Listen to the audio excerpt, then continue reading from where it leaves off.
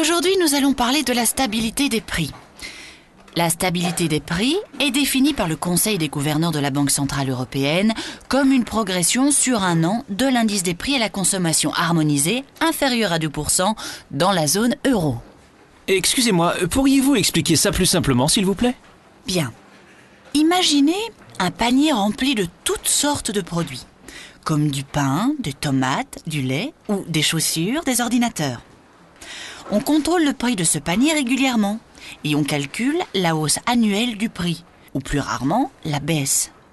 Globalement, si l'augmentation est inférieure à 2%, on parle de stabilité des prix. C'est plus clair ? Bon, commençons par le commencement. En fait, à quoi sert l'argent ? Sans argent, nous devrions échanger une chose contre une autre. Comment un boulanger paierait-il son coiffeur ? En lui offrant du pain. Mais si le coiffeur n'en voulait pas, comment serait-il payé ? Tout deviendrait très compliqué. C'est pourquoi l'argent a été créé. Il facilite le commerce. Mais retenez qu'il n'a pas toujours conservé sa valeur. À certaines époques, les prix se sont envolés.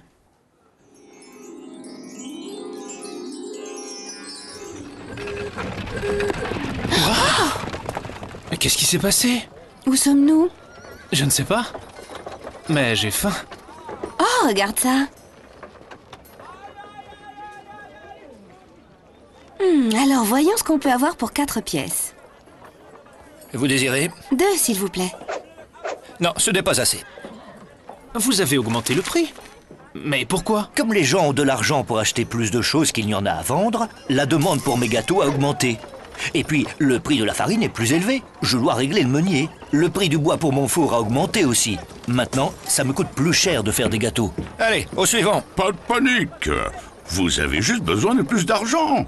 Génial ! Merci beaucoup. Mais c'est incroyable ! Il continue d'augmenter ses prix. On ne pourra jamais rien acheter ici. Eh bien, il vous faut simplement plus d'argent. Attends un peu, je te connais. Tu es l'inflation. Oh, bravo! Comme vous êtes très intelligent, je vais tous vous récompenser par un prix en espèces. Non, arrête! Waouh ! C'est génial ! Non, ce n'est pas génial. S'il y a trop d'argent en circulation pour le même nombre de produits, les prix augmentent et l'argent perd de sa valeur. Vous avez vu ce qu'on m'a demandé pour ce poisson ? C'est plus cher que le mois dernier. Avant, je pouvais me le permettre, mais plus maintenant. Les prix augmentent sans cesse, mais pas ma retraite. Et mes économies perdent chaque jour de leur valeur.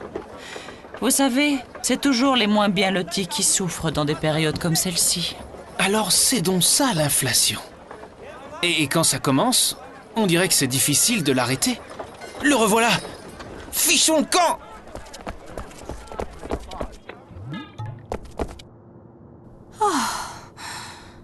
On l'a échappé belle. Je me demande qui surveille l'inflation aujourd'hui. Est-ce que la prof n'avait pas parlé de la Banque centrale européenne et de la stabilité des prix ? Si. Essayons d'en savoir plus. Tu as vu où on est ? Excusez-moi, est-ce que c'est vrai que votre travail est d'assurer la stabilité des prix ? Comment est-ce que vous faites ? Je peux peut-être vous aider ?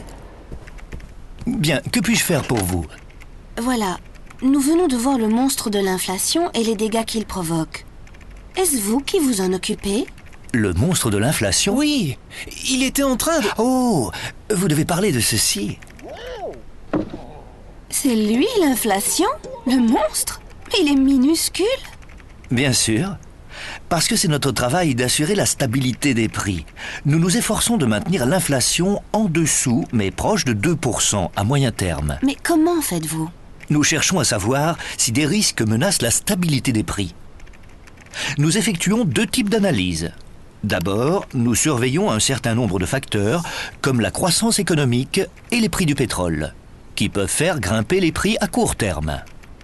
Ensuite, nous surveillons la quantité d'argent en circulation dans l'économie, car ce facteur pourrait faire monter les prix à moyen et long terme. Mais pourquoi ? Nous avons constaté dans le passé qu'une inflation élevée était toujours accompagnée d'une trop grande quantité d'argent en circulation. S'il y avait trop d'argent pour trop peu de produits, on risquerait une hausse de l'inflation. C'est comme si tout le monde voulait acheter les mêmes gâteaux sur le marché. Oui, mais l'inflation ne survient qu'en cas de hausse des prix généralisée, pas seulement pour les gâteaux, mais pour tous les produits et tous les services. Mais qu'est-ce que vous pouvez y faire? Par exemple, pouvez-vous empêcher le boulanger d'augmenter ses prix? Non, nous ne le pouvons pas, mais nous fixons les taux d'intérêt. Je vais vous expliquer. Si vous prenez un crédit pour acheter une voiture ou un nouveau réfrigérateur, par exemple, vous paierez des intérêts calculés sur la base d'un taux d'intérêt. Autrement dit, le taux d'intérêt est le prix de l'argent. Plus le prix de l'argent ou taux d'intérêt est élevé, plus la demande d'argent sera faible. Il y a moins de chances que les gens empruntent de l'argent lorsqu'il est trop cher. Exactement. C'est pourquoi notre mission est de fixer le niveau des taux d'intérêt. Et cela pour s'assurer que les prix restent stables dans le temps. C'est ça. La stabilité des prix crée la confiance. Elle favorise l'épargne et l'investissement. Si vous faites des courses dans quelques mois, les produits coûteront à peu près la même chose qu'aujourd'hui. De plus, les entreprises investissent plus, ce qui contribue à la croissance de l'économie et à la création d'emplois.